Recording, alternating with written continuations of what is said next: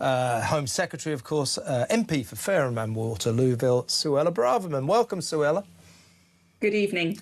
Listen, I'm glad I've got you because you're the spokesman on education, skills and equalities, and it's just the day to discuss these issues.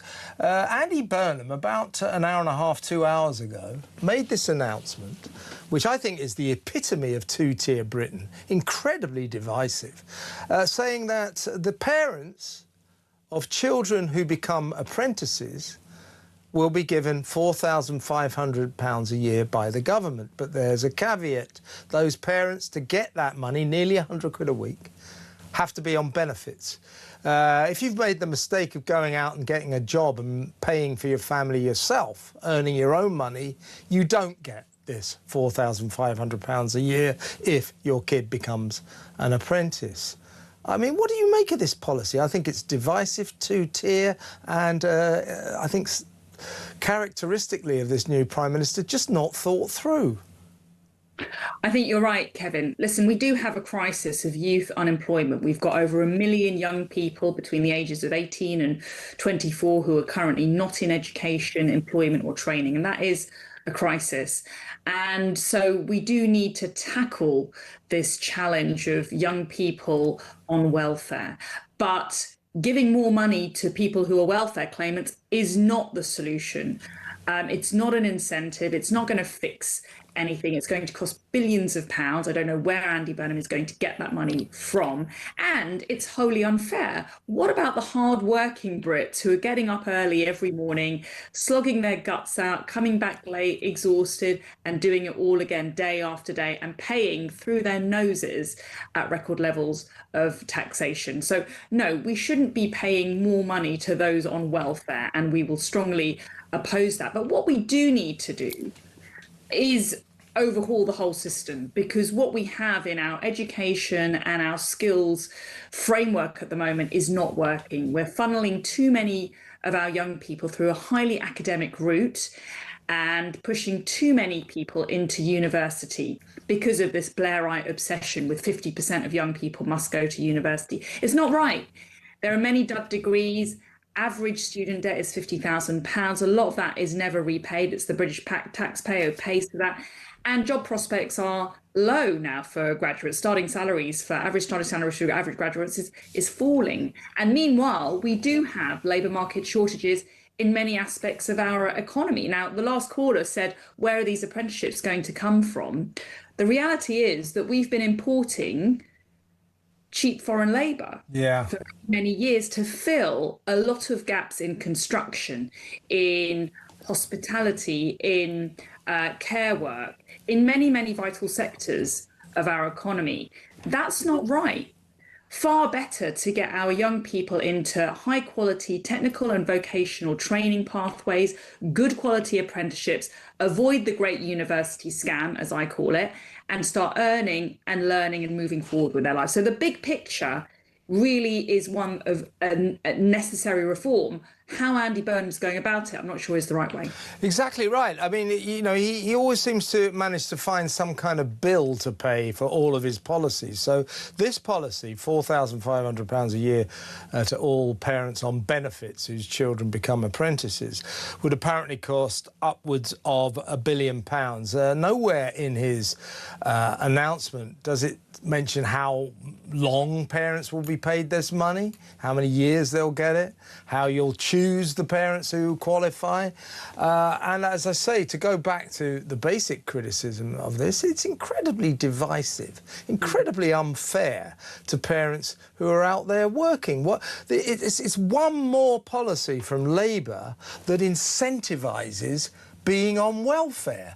They seem to think working, having a job is a bad thing, and you should reward those people, those citizens who have been wise and responsible enough to stay on the dole. It's bizarre, it's perverse. It is, and it's going to lead to perverse outcomes. I mean, that's why we've come out with the policy of rewarding work. We want to be on the side of workers, strivers, grafters, the people who are getting up every day. So that's why we're slashing tax on overtime. That's why we would cut VAT on various issues. We want to make it easier for employers to take on young people. That's the real solution. The national insurance rise on employers is punishing employers. It's prohibiting them from taking on young people because it's getting too expensive for them to do that. And that's why in some sectors we would get rid of it. So that's how we get more young people into work. We don't pay them more welfare. we try and incentivize employers to hire more young people, and we make it easier for people to keep more of what they're earning. Quite. Can I watched Andy Burnham last night on Panorama, his first, if you like, proper interview with Laura Kuenssberg on the BBC. Frankly, it was 30 minutes of empty verbiage, to be honest with you. But he spent his first 7 days as Prime Minister of this country, the utterly undemocratic King Andy, who's waltzed into number 10 Downing Street unhindered by even a hint of democracy. It's all very strange, but there he is. He spends 7 days announcing policy after policy, all of which will cost more than 2 billion quid. He hasn't costed any of them, which in itself is worrying. But he wouldn't mention at all the one issue that concerns the people of this country more than any other. That is the migrant crisis. Whoop-de-doo, finally yesterday he mentions it. He finally gets round to the number one issue concerning British citizens, the small boat crisis. What does he say? He says, Labour's plan is working. The number of small boats is plummeting, coming down. No need to do anything, nothing to see here. Labour's plan is working.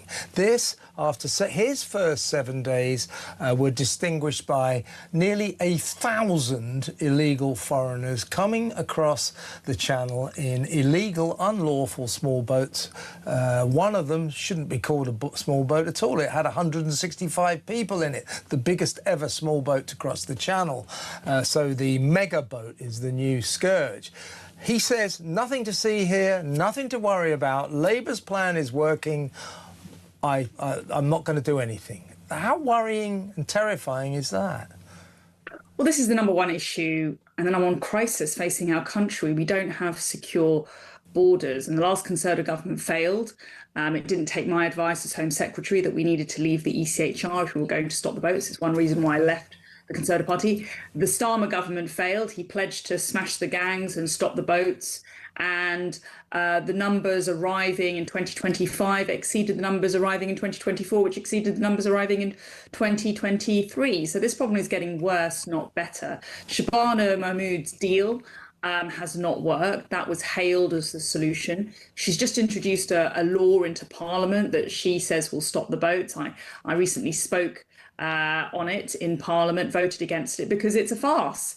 And the British people have seen this show before, and this is going to end exactly the same way as previous governments. And Andy Burnham, I think it's appalling, actually, that he's been dragged kicking and screaming to actually talk about the number one crisis facing the country right now. The number of illegal migrants coming into this country is a national security emergency. These people are coming in, they're young, undocumented men, largely. They pose a public safety risk, they pose a national security risk. Just read about this week that there are Iranian operatives who are being deliberately smuggled in on this route. And Andy Burnham just seems to, bat his eyelids and put out his cheeky, chappy videos and hopes that no one will notice. Well, I'm sorry, Andy. If you want to be a serious Prime Minister, you need to confront the big crisis facing the country, and that is a small boats crisis. Absolutely.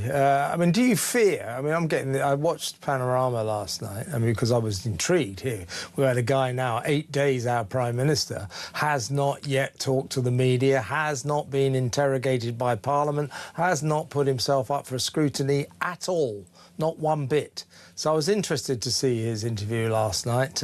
Didn't reveal all that much. He's going to solve the NHS's problems, apparently, by spending a fortune on a new social care system. So typical Labour, we can solve one massive financial problem by spending a whole lot more on something else.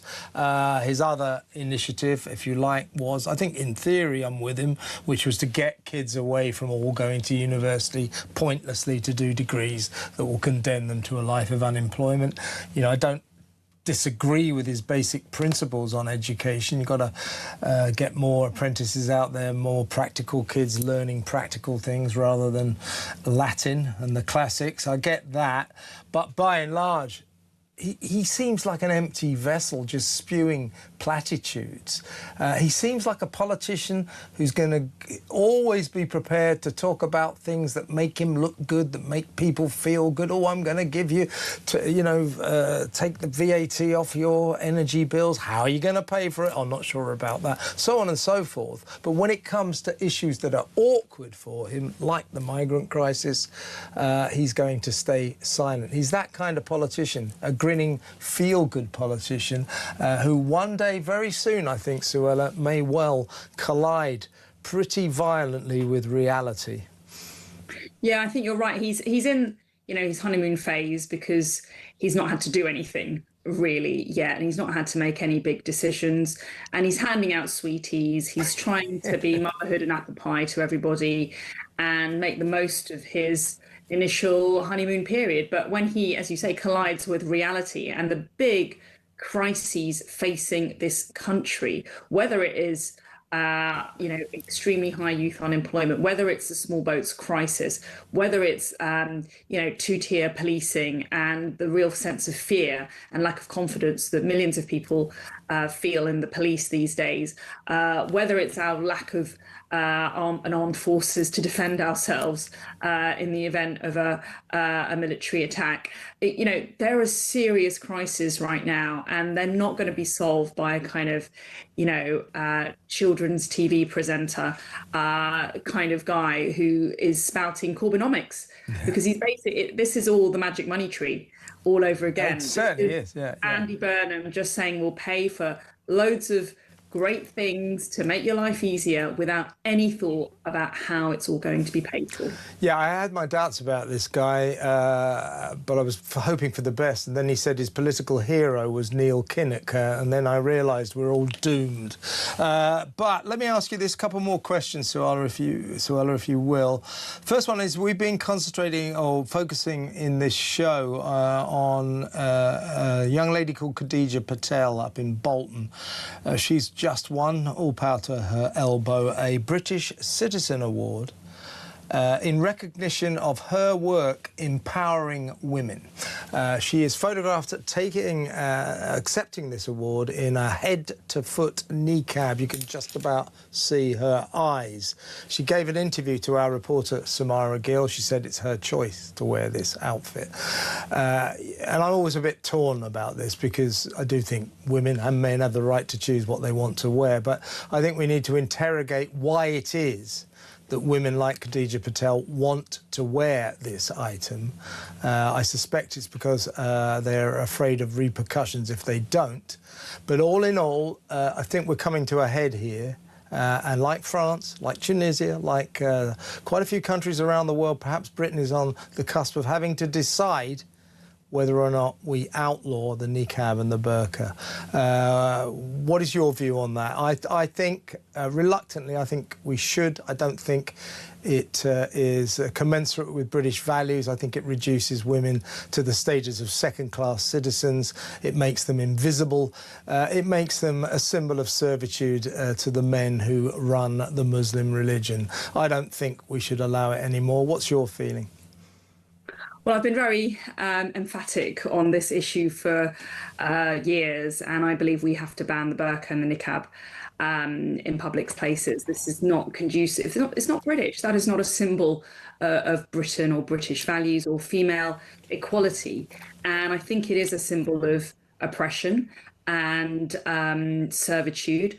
I don't think it is also conducive to integration you know, and actually I'm not alone in saying this. For once, I'm going to invoke the European Court of Human Rights.